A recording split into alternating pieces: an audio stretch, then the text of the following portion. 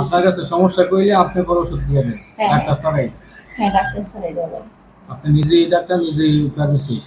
আমরা মন্ত্রী সাহেবের স্বাস্থ্যমন্ত্রী সাহেবের সম্মতিকে কামনা করছি। উনি যে এখানে আমাদের একটা ডাক্তার দেয় তাহলে আমাদের অনেক এলাকার মানুষের অনেক উপকার হবে। এখানে একজন ফার্মাসিস্ট আগে ছিল, অনেক ডাক্তার আসলে আগে, কিন্তু এখন কয়েক বছর ধরে ডাক্তার নাই, কেউ নাই।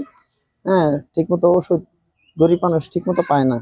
না পা প্যারাসিটামল, হিস্টাসিন বা ঠান্ডা জ্বরের সিরাপ, বাচ্চাদের সিরাপ, হিস্টাসিন এইসব জাতীয় ওষুধ মোটামুটি যাই আছে পায়, যাই দেয়।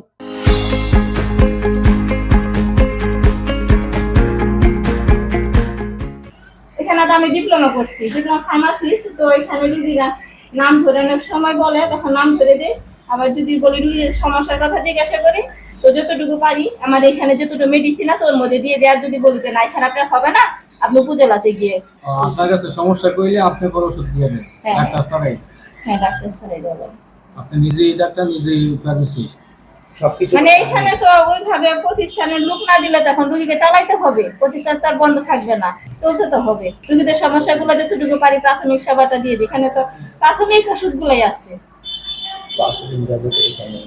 এই কতদিন যাবত এখানে চিকিৎসক নাই? অক্টোবর থেকে।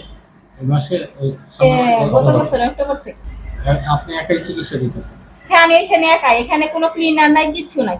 আর সকালে এসে আমি নিজেই গেট খুলি, আবার নিজেই গেটটা লাগাই। জনবল মাত্র একজন? হ্যাঁ, জনবল মাত্র একাই আমি। নিরাপত্তা কর্মী টর্মী নেই? নিরাপত্তা কোনো কিচ্ছু নাই। এখানে আমি রুমে ঢুইকে আগে দরজা লাগাই, তারপরে জানালা খুলি। ফার্মাসিস্ট একজন আর এমএলএসএস একজন। তো ওখানে মেডিকেল অফিসার পোস্টে যিনি পোস্টেড আছেন তিনি নরসিংদী জেলা হাসপাতালে ঊর্ধ্বতন কর্তৃপক্ষের লোকাল আদেশে বেশ কয়েক বছর আগে থেকে কাজ করতেছেন, এবং পরবর্তীতে নতুন করে ওখানে কাউকে পোস্টিং দেওয়া হয়নি। এবং যিনি স্যাকমো ছিলেন তিনি গত বছর টাঙ্গাইলে বদলি হয়ে গেছেন। তো এরপরের থেকে বিভিন্ন কারণে ওখানে স্যাকমো না দেওয়ার জন্য আমাদের এখন কেবলমাত্র ফার্মাসিস্ট দিয়েই স্থানীয় লোকজনকে সেবা দেওয়ার কাজটা চালিয়ে নিতে হইতেছে।